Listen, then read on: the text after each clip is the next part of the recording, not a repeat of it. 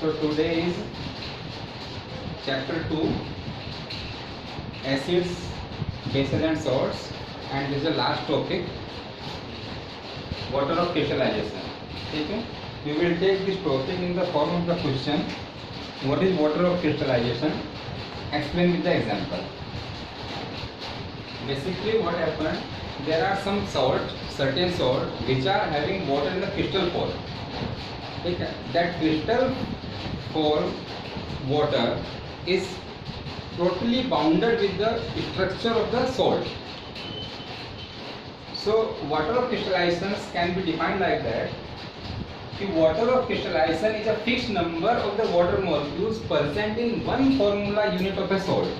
What we are saying, one formula unit, यानी कि particular salt का एक formula unit हम consider करेंगे, means one molecule consider करेंगे. ठीक है, अगर उसके molecules बढ़ाते हैं तो proportionate water molecules will increase.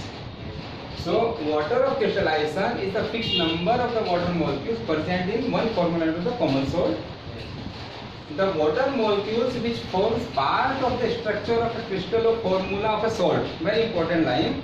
The water molecules which forms part of the structure of what? Structure of crystal of the formula of salt. ठीक है, is called water of crystallization. Another example we can say, the crystals of some salt contain certain amount of associated water molecules, and these associated water molecules with the crystal of salt is called water of crystallization. Concept is same, the definition is written in another different way. The question in the objective type may be in any form, because now we have to prepare for the objective type question also. Now, the salt containing water of crystallization are called hydrated salt. जिनके अंदर जिन salt में water molecules present होगा, that salt is known as the hydrated salt. And hydrated salt are heated. जब हम इन hydrated salt को heat करते हैं, controlled heating, not like that कि हमने इनको continuously heat कर दिया. Every salt has some limitation of the temperature, so they are required controlled heating. ठीक है? When they are heated, they lose their water molecules, like we had seen in the activity 2.15. Yes, 2.15. The water molecules associated with the salt do not make wet the salt because they are present in the crystal form. This is also the one objective type question. ठीक है? Now, when the water molecules are not present with the salt, that time that particular salt will be known as the anhydrous salt. Example देते हैं copper sulfate. Anhydrous copper sulfate formula is CuSO4, which is white in color. No water molecules associated with the CuSO4. But hydrated copper sulfate formula is CuSO4.5H2O, which is blue in color. It contains 5 molecules of water in crystal form with one formula unit of the CuSO4. मतलब 5 water molecules एक formula unit यानी कि 1 molecule of CuSO4 के साथ associated होंगे. If we take 2 molecule of the CuSO4, it becomes 10. ठीक है?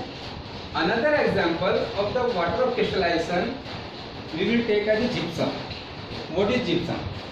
देखिए, gypsum is a chemical formula having the chemical formula which contains 2 water molecules. ठीक है? Chemical formula is CaSO4 calcium sulfate brought 2H2O, means hydrous calcium sulfate is called a gypsum because it is having the 2H2O water molecule and the 2 molecule of the water. ठीक है? When gypsum is heated at a 370 degree Kelvin, it loses water molecules and it becomes calcium sulfate hemihydrate. यानी कि इसके कुछ molecules evaporate होकर के उड़ जाते हैं. और why we are saying 373, because we need a controlled heating. If we heat it more, then whole water molecules will evaporate. Then it will become a burnt CaSO4 cannot be used further. So when we heat it at 370 degree Kelvin, it loses the water molecules and become calcium sulfate hemihydrate, which is also known as the plaster of Paris. and its formula is CaSO4 dot half of H2O. This is called plaster of Paris. Now very important point कि half water molecules कैसे मिला? Point comes in NCERT also explain कि हमें आधा molecule कैसे मिल गया, हमने water molecule का हाफ कैसे कर दिया.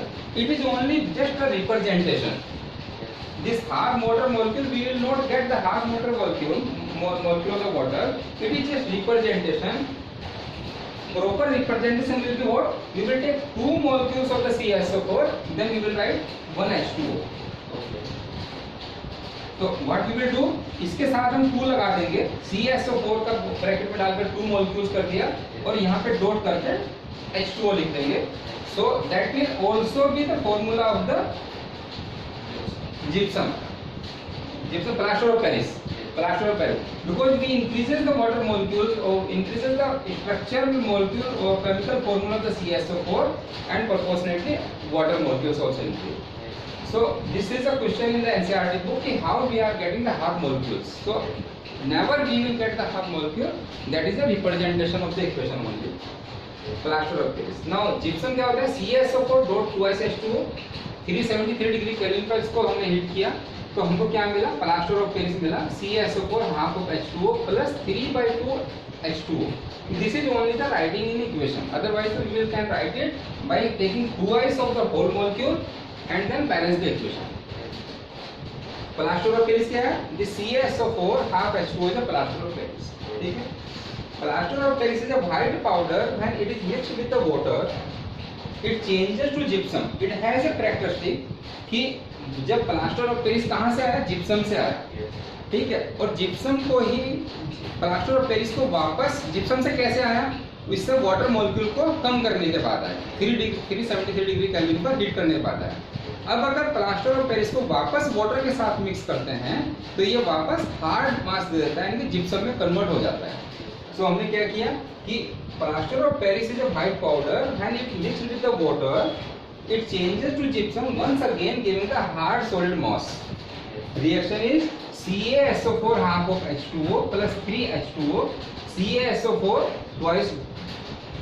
twice H2O gypsum. मतलब इसी इक्वेशंस का जस्ट अपोजिट किया हमने उसको, बिकॉज पहले जिप्सम से प्लास्टर ऑफ पेरिस बनाया और अब हम लोग प्लास्टर ऑफ पेरिस से जिप्सम में आ रहे हैं बिकॉज हमें हार्ड मास चाहिए फॉर द पर्टिकुलर चीज के लिए. बताएंगे आप.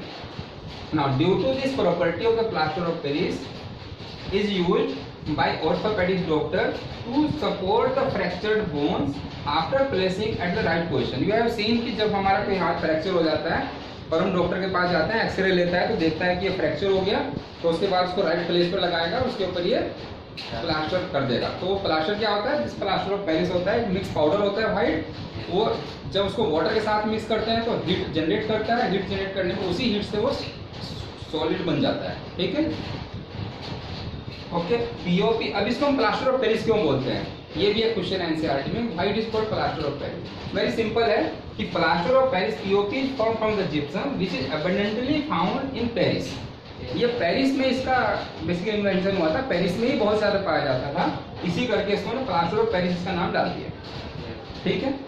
Plaster of Paris is basically used in a day to day life also. If you have seen कि it is used for the purpose of making the you have seen this ceiling white part that complete is a plaster of Paris. POP बोलते हैं हम इसको कि POP ceiling लगाने के लिए काम में आता है घर में, मोल्ड्स बनाने के लिए काम में आएगा, टॉयज बनाने के लिए काम में आएगा, स्टेचू बनती हैं. जैसे आपका देखा होगा गणपति जी का जब ये सितंबर में आता है तो बाहर इतनी सारी स्टेचूज आती हैं, वो सब प्लास्टर ऑफ पेरिस की बनी होते हैं, फिर उसको पेंट कर देते हैं हम लोग. ठीक है? बाकी इसके लिए चौक बनाने के लिए काम में आता है. व्हाइट सीमेंट की तरह से भी इसको यूज करते हैं. अगर कहीं पर हल्का सा क्रैक आ जाता है तो वॉल के ऊपर इसको व्हाइट सीमेंट की तरह से भी हम लोग इसको यूज करते हैं. So this is called the plaster of Paris, gypsum and water of crystallise. So this was the last topic of this chapter. Any doubt in the complete chapter? Otherwise we will go for blue box question and then exercise. No doubt? Okay.